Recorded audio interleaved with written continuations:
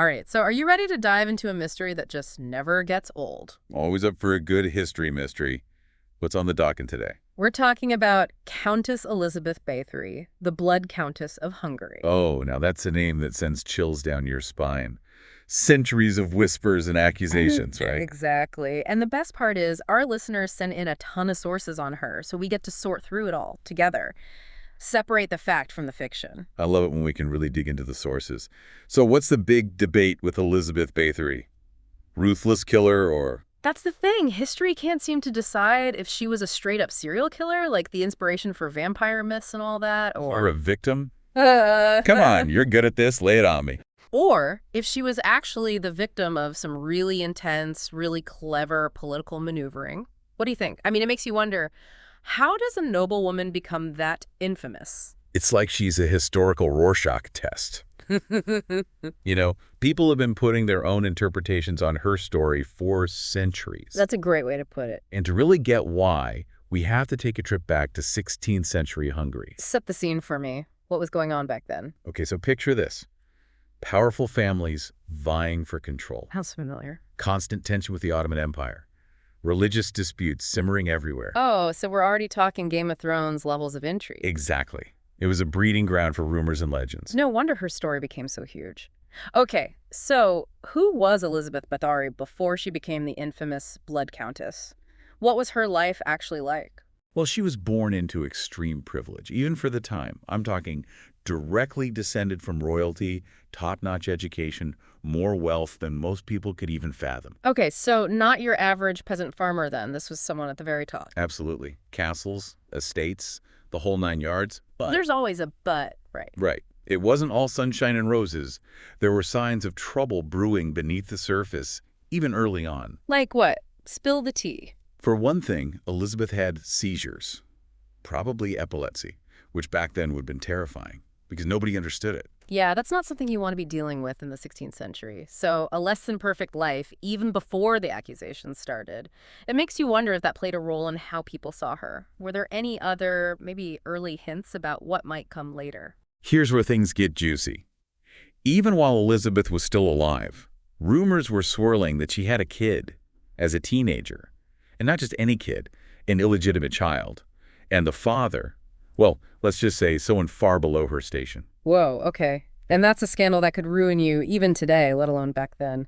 Is there any truth to it, or is it just gossip? That's the million-dollar question, right? It's like separating fact from fiction becomes this impossible game. The details of this supposed child, what happened to them, if they even existed, it's all hazy, you know. So it's like trying to put together a puzzle, but half the pieces are missing and the other half. Might be from a different puzzle entirely. Okay. Exactly. Okay, so we have ourselves a privileged but potentially troubled young noblewoman in a time period just primed for scandal.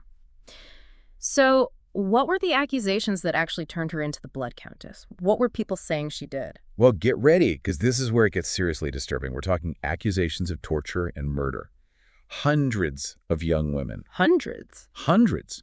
And many were girls from local families, sent to learn courtly etiquette from Elizabeth. They were supposed to be safe in her care. And instead, Let's just say things went very, very wrong. hundreds of victims. That's almost impossible to imagine. And I'm looking through some of the sources you sent.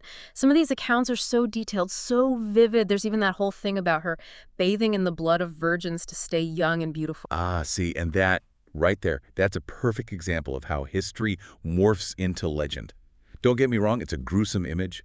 Elizabeth Báthory, the Blood Countess, relaxing in a tub of blood. It's pretty out there. It is. But here's the thing. That detail, that doesn't show up anywhere until 1729. Wait, seriously? I'm serious. Over a century after she died. So all those paintings, those images we always see. Exactly. Totally made up. Later. That is wild. Okay, but what about the investigation back then? Did anyone actually look into these accusations while she was still alive? They did. In 1610, the king, Matthias II, he put this guy, György Thurzo, in charge of an official inquiry. Okay, so a big deal investigator. Oh, yeah. Very high-ranking. And he spent a couple of years on it, gathering hundreds of witness statements. Hundreds of witnesses. That's a lot. What were they saying, though? Did they actually see anything themselves, or was it more like they heard it from a friend who heard it from a friend? Because some of these sources, that's what they suggest, right? Just rumors, basically. You're sharp. Mm. That is exactly the thing. A lot of folks claim to have heard accusations or they saw something weird at her castles, but very few actually saw, like, the murders happening with their own eyes. Wow, so it's more like a giant cloud of suspicion then, not a clear-cut case. It makes you think about why people were saying these things, what their motives were. Right, like what did they stand to gain? Exactly. What about her servants, though? They were there in her homes. They had to have seen something, right? You're not letting this go. I like it. And you're right to focus on the servants. Several of them were arrested, along with Elizabeth. And Don't leave me hanging. under questioning. Some of them confessed to helping with the murders, even gave really awful descriptions, really specific, about the torture. Confessions, though. That seems pretty open and shut, right? Wish it were that easy. This is the 17th century, remember? Confessions back then. Let's just say they weren't always given freely, if you get my meaning. Oh, right. Torture was pretty much standard procedure back then, wasn't it? Exactly. So how much can we trust those confessions? It's impossible to know for sure. Plus, there's this whole other side to the story, this layer of, well, some might even call it conspiracy. Okay, now this is what I'm talking about. This is where it gets juicy. The political intrigue. It's like something out of those historical dramas, but real. So spill it. What are we talking about here? Well, first, we can't forget about Elizabeth's family. And we're not talking just any family. These are powerful people. Connected, influential. Exactly. They weren't going to let one of their own go down without a fight. Not like this. It seems pretty clear they were pulling strings, trying to avoid a trial as much as possible. That makes sense. Back then, your family name, that was everything. Plus all that land she had. Absolutely. Land equals power, always. But even with a powerful family accusing someone of such awful things, you'd think the king would have insisted on a trial. Right, to get to the bottom of it. You'd think. And this is where those whispers of a plot really start to pick up steam. Because remember, King Matthias, he owed the Báthory family a lot of money. Oh, interesting. So maybe getting rid of Elizabeth and her debts wasn't such a bad idea for him. Right. Suddenly those whispers don't sound so crazy, do they? Especially when you factor in all the power and money at stake.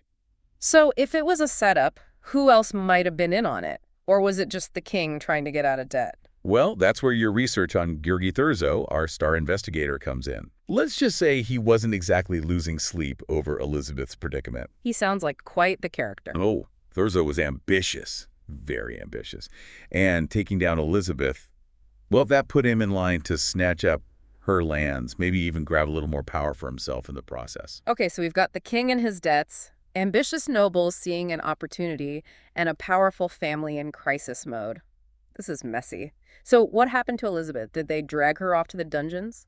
Not quite the dungeons. She was placed under house arrest in Gigi Castle. One of her own castles. One of her own castles. Talk about adding insult to injury. Right. She was consigned to her chambers, Yeah. and as far as we know, she stayed there until she died about 4 years later. What a bizarre and kind of sad ending to a bizarre story.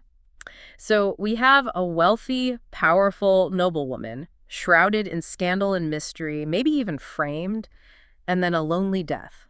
It's practically a recipe for a legend, wouldn't you say? It's the perfect storm, really. Yeah. Because even if we can't say for sure what she did or didn't do, her story, it's just too good not to tell. She's become almost mythical, a cautionary tale, you know? It's true. It's almost like she's become this warning about beauty, about the things people will do to stay young forever. And that's what's so interesting about those sources you sent, because it's not just the story, it's how it's told, right? And she's always framed around these ideas about beauty and youth. It's like A dark fairy tale. Yes, with a female villain at the center, which makes you think, how many times do you see a man, even a powerful man, accused of awful things? How often is he defined by his looks, by how he tried to, I don't know, stay young? It's almost like It's different for women. it is different. It's like we can't just say, oh, so-and-so was a terrible king, but nobody talked about his skincare routine. But Elizabeth Báthory, she's always got that bloodbath hanging over her. It's this fascination with female monsters, right? Women who dare to be powerful or ambitious. Or, just plain cruel. Exactly. It's a theme that keeps popping up throughout history, in literature, even how we talk about women in power today.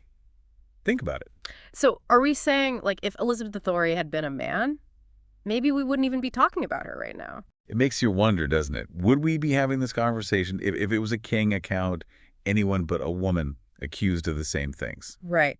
Would he be a scary legend? whispered about for centuries?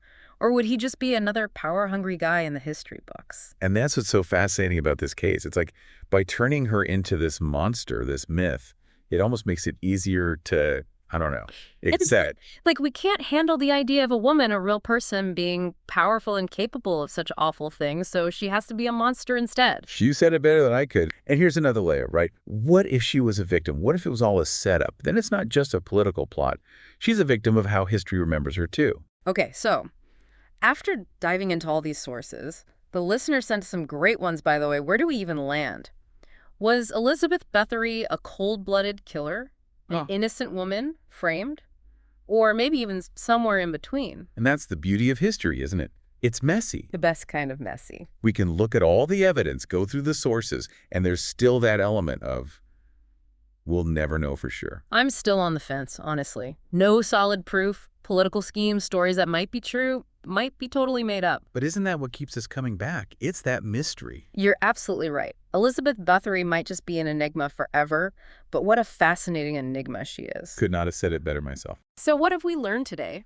Sometimes the best stories don't have easy answers, and sometimes the most captivating figures in history, they're the ones who leave us with more questions than before. If you're as hooked on Elizabeth Báthory as we are, and it sounds like you are based on all those sources, don't stop here. We've got links to all the books, articles, even that old folklore text you asked about in the show notes. Go check them out, keep digging, and who knows, maybe you'll be the one to crack this case wide open. Until next time.